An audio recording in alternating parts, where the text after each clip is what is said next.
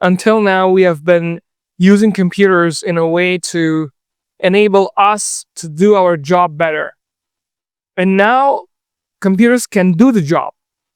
So therefore, it's a time that we have to rethink or reimagine how work's done. I started learning coding when I was like 16-year-old or 15 years old in a developing country as a refugee in Pakistan. Despite having very poor lifestyle, I would say that early exposure to AI, not AI, but like coding, brought me today here where I am. Otherwise, I might have ended up in a totally different circumstance in my life. The same way, like James Bond, for example, if we take James Bond as a connotation, James Bond is an agent. Okay. He's a 007 agent. So he goes and performs tasks in other countries or in the same country. And then he has tools like a car that can drive and that can swim, that can fire, that can change the number plates. That tool is important. So an AI agent can have like a Google Sheet as a tool that can perform accounting tasks, or can have a Gmail access that can perform composing an email. And I want to pay back to the community and teach a lot of 16 years old kids around the world, whether this be in India, Pakistan, Afghanistan. There are a lot of developing countries with internet connections that they can play a YouTube video. And if they get one of my YouTube videos and they learn how to build something, I would be really, really happy. And it's just the start of the journey. I'm way far away from that first million 16-year-old kids who will learn from my content.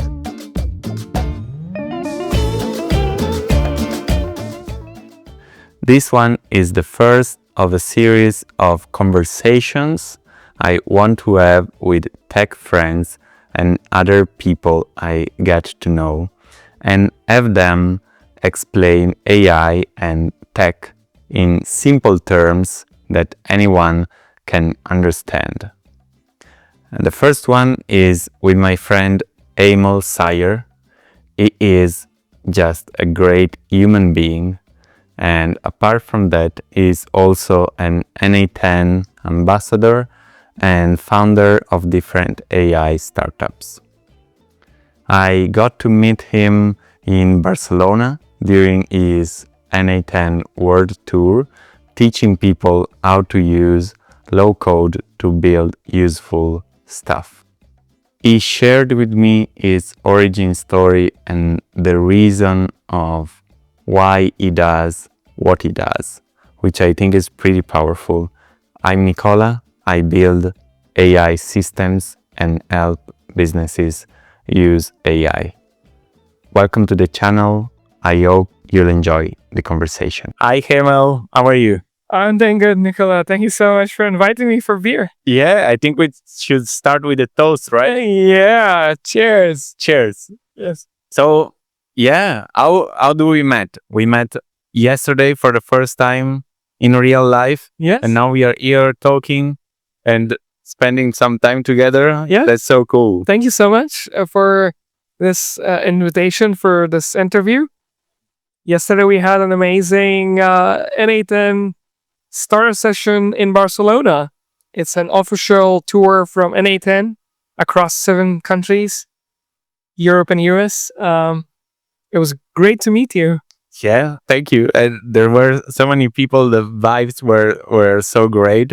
Yeah. And I was actually, we were talking about this before, right? I was inspired by hearing your story. And apart from all the cool stuff that you do with NA10, automations, AI, which is amazing. But what I really like and relate to you was like your motivation behind all of this, like why you are doing this. Why you are doing this.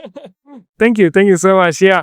To be honest, the reason I'm doing all this AI education, especially with the monthly free workshops and all the NA10 ambassador program, is because I started learning coding when I was like 16-year-old or 15 years old. in a developing country, or even underdeveloped as a refugee in Pakistan.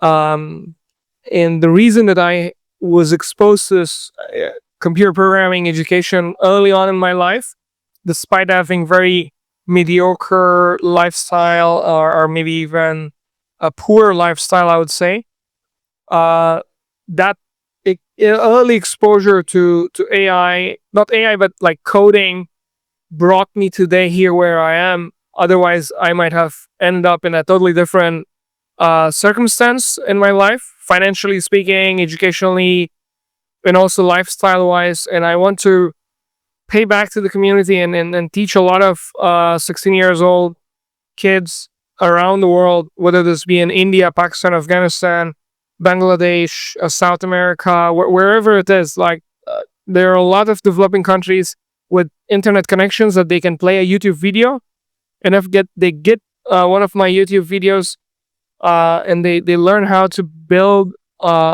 something, I would be really really happy. And it's just the start of the journey. I'm way far away from that first million 16-year-old kids who will learn from my content.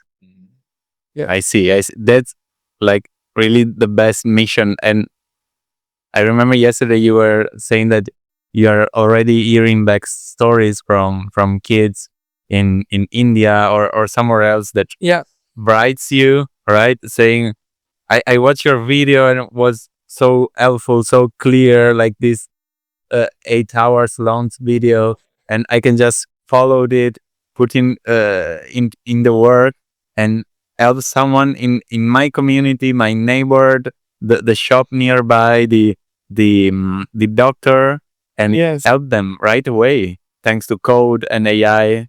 Yes, Super cool. that's amazing. Like, each time I get these either shout outs on LinkedIn that people learned something, did something, or they send me a DM, they say like, thank you so much for this tutorial you're putting in. It's kind of the fuel I need in order to produce more and more and more.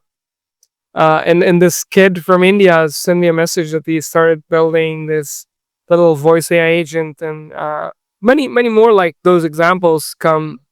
And it's, as I say, it's just the start. I started my journey literally a few months ago, and it's gonna get I think bigger and bigger. I'm so passionate about this. Yeah. Yeah. And then I think you have just started a company in the last month, Yeah. last few months, Yeah. right?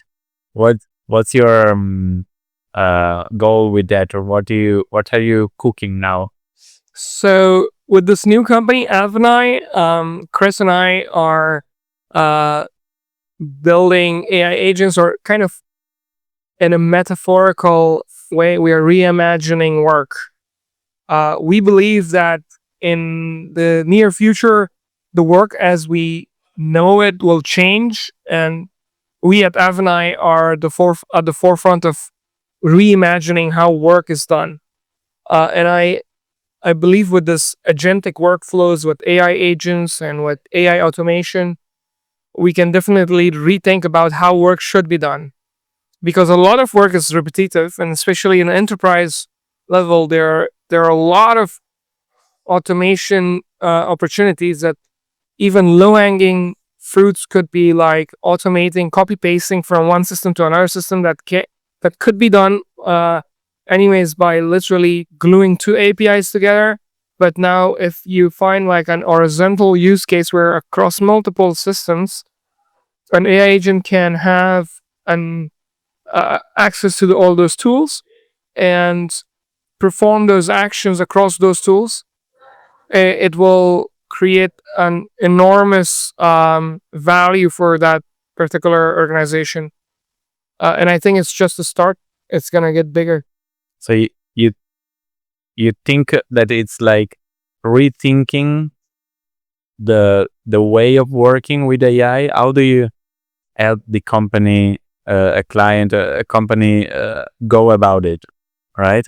So yeah, the reason that we want to kind of like bring this visibility of reimagining or rethinking how work is done is because until now we have been using computers in a way to enable us to do our job better.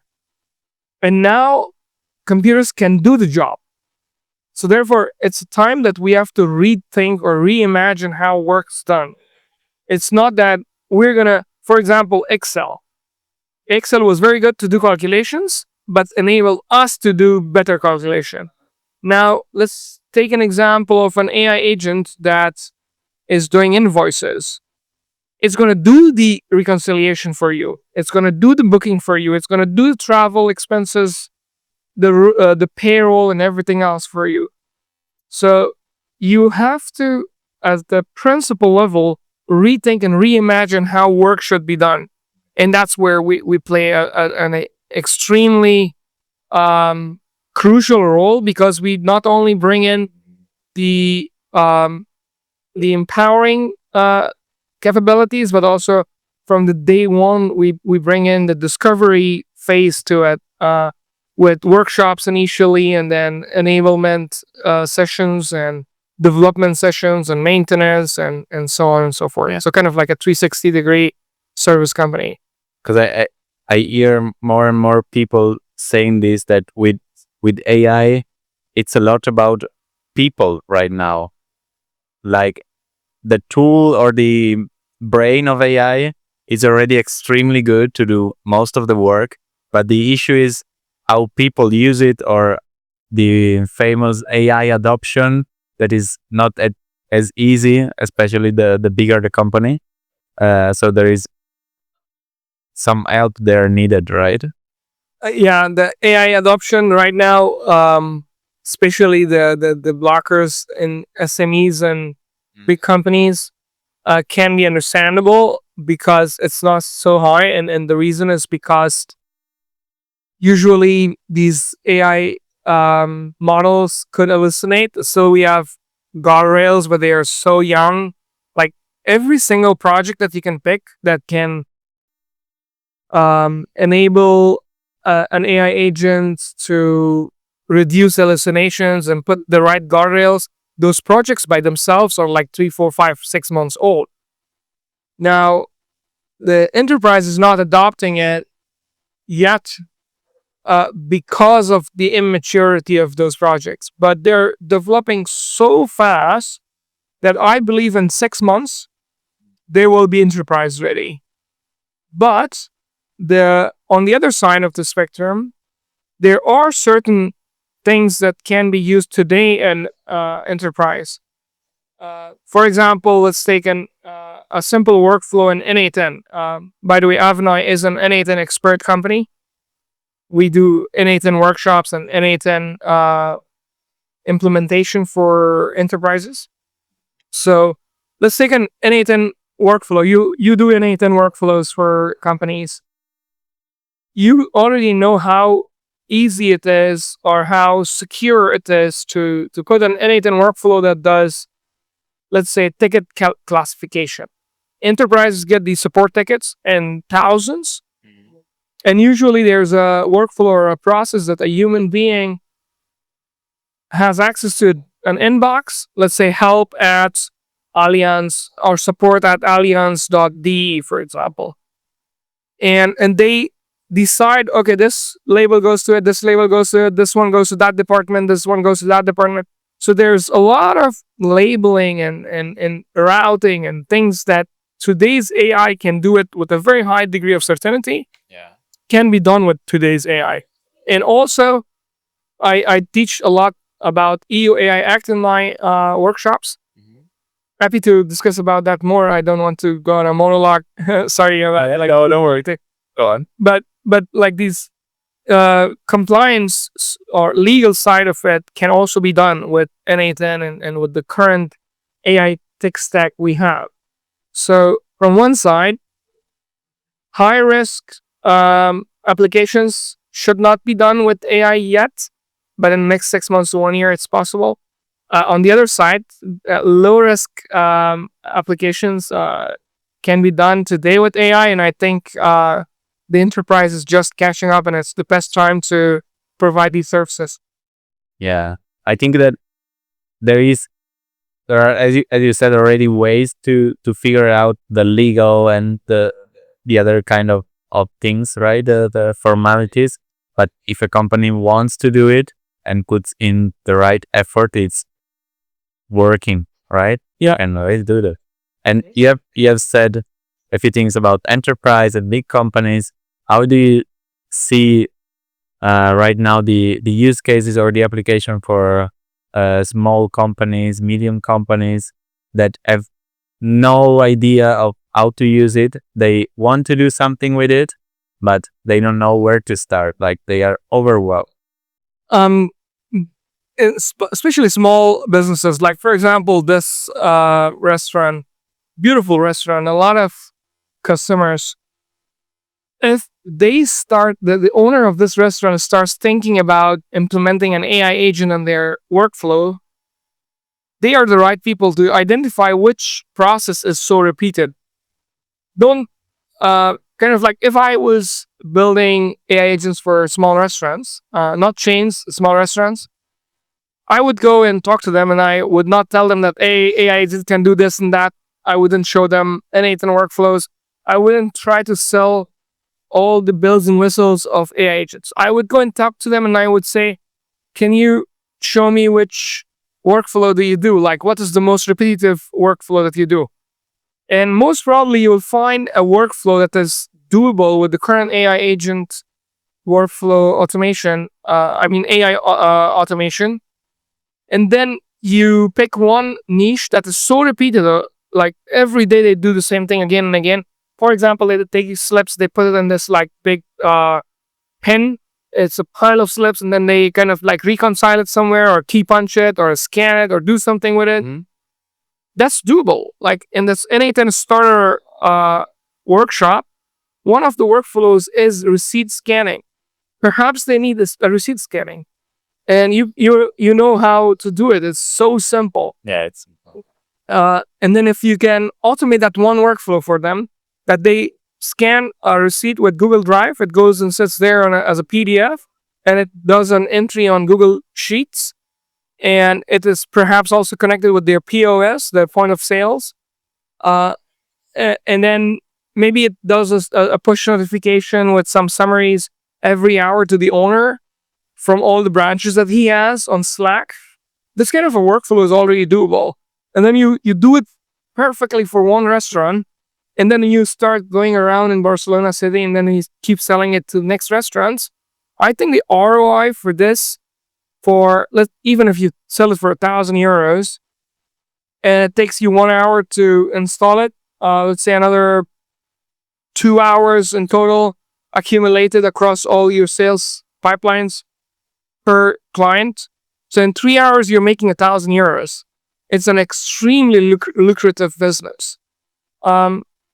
Now, imagine if you can sell more of this by hiring people. On the other side, it's also lucrative for the business, because something that they used to do with human brain, now can be done with AI. So the ROI for the restaurant is positive already. €1,000, nothing for a restaurant to put a kind of a tech stack that's frontier and is agentic. It's top-notch quality. And also you can provide support with that €1,000. Maybe you put another package on top, €300 per year for unlimited support. yeah. You can imagine like a workflow like that, how much support it needs. But €300 is like €30 subscription per month. So you build yourself a service business that pays upfront some money, and then on a monthly basis, a recurring revenue. And also, when you get into a restaurant, then it's not one workflow. Next time they need another workflow, another €2,000-3,000, another €2,000-3,000. Okay. So that way you build yourself a lucrative AI automation agency business. Okay.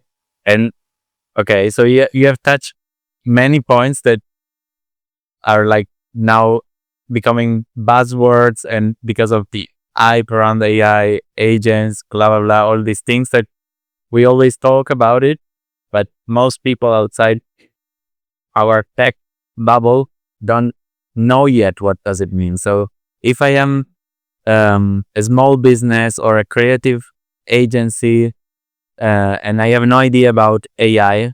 Can you explain how to think about the difference maybe between AI agents, workflows, what is an AI agent in 3 words, and how a business can say, okay, here we need this kind of thing, here it's better this other stuff.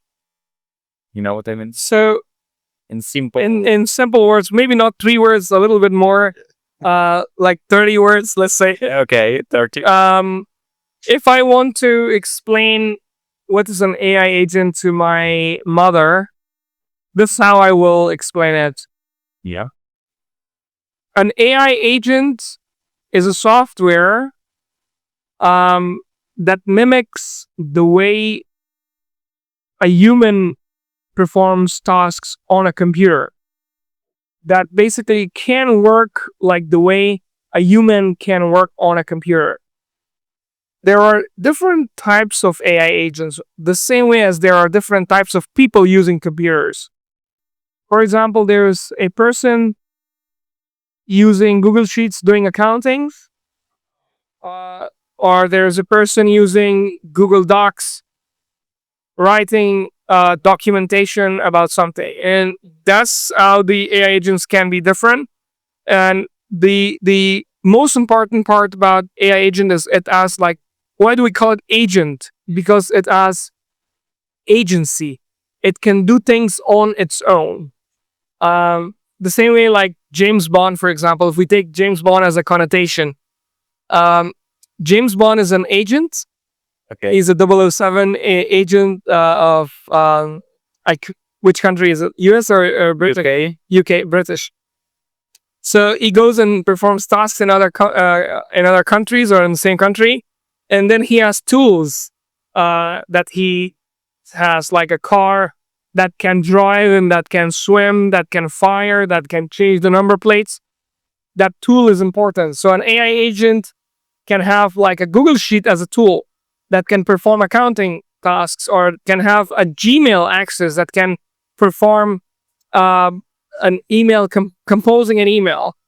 And then James Bond has a very sharp memory. He can remember things. He can memorize things because he wants to make sure that he can find the right criminal at the right time and then take it to the law. And so is the case with an AI agent. An AI agent needs to kind of like remember things. For example, if I have built an AI agent that takes care of my email inbox, and I say that compose an email or send an email to John Doe and mention that I am going to be 20 minutes late, it should remember that who is John Doe and where can I find his email address. And that's the memory part of an AI agent. So an AI agent should have a memory, intelligence, agency, tools attached to it, and it should perform tasks on your behalf based on fuzzy instructions in a natural language, whether this be chat or a voice or connected to another system based on a trigger from another system. But it should have agency and it should learn over time. Sorry, that was not 3 words or 30 words. I've never heard that, but I love the James Bond comparison. Now I'm building in my head a word around an AI agent like James Bond. Yeah. Yeah, it makes sense because like James Bond receives from his boss like a goal, like find this criminal and kill him, let's say, right? And it's something like that. I hope he doesn't kill him and bring him to prison, but Okay, right. Let's say bring it to prison. So you give the AI agent as well a goal, right? yes. You can give it a goal and you give it tools, maybe an Excel, Google Sheet is not as cool as James Bond car, but Yeah. does the job. So he can then pick the right tools in the order that the brain of the AI agent decide, right? To reach a certain goal, basically. Yes. Make sense? We can do that kind of a connotation. I think there must be a dozen more metaphors that we can come up with. ChatGPT should help. Okay. Okay, that's great. And so just to wrap it up, in which situations in the process of our businesses of a business, it makes sense to use an agent with agency, as we said, or just a plain workflow that always do the same steps. So, if you have a workflow, better to be on NA10. If you have an NA10 workflow, when to decide to put an AI agent or when to put AI capabilities in it, it will kind of like become visible as soon as you start building it. If it's something to do with very unclear inputs, then most probably you need an AI agent node in NA10. For example, coming back to this receipt for this restaurant, receipts can be scanned and receipts can be of different types of data input. It already is indicating that it needs AI integration because the amount of data that's coming in, the types of input is so much different. And AI is very good in recognizing patterns and extracting text from multiple different types of data input and then finding the right description for that invoice, the right date, because one invoice or one receipt can have a date setting somewhere else, one in somewhere else, and extracting the amount, description, and so on. That is already an indication that you need an AI integration in your workflow. But on the other side, if you want to have a workflow that it's just like running and doing something, it will automatically be identified because, for example, you have an API from one side, you're sucking in all that data, you're sanitizing it, you're cleaning it, and you're dumping it in a database. In that case, you don't need AI because it's just like a pipeline that goes like from what data flows from one side, goes to the other side. So in that case, you don't need any AI integration. I think it's just the workflow when you start building it, it will identify itself that, okay, here I need AI, and then it's agentic and it's an AI automation. And gradually it will go to that AI agent world when it has at least this brain, the chat GPT model, the memory, and the tools. Those three basic ingredients that makes an AI agent an AI agent. Okay, yeah.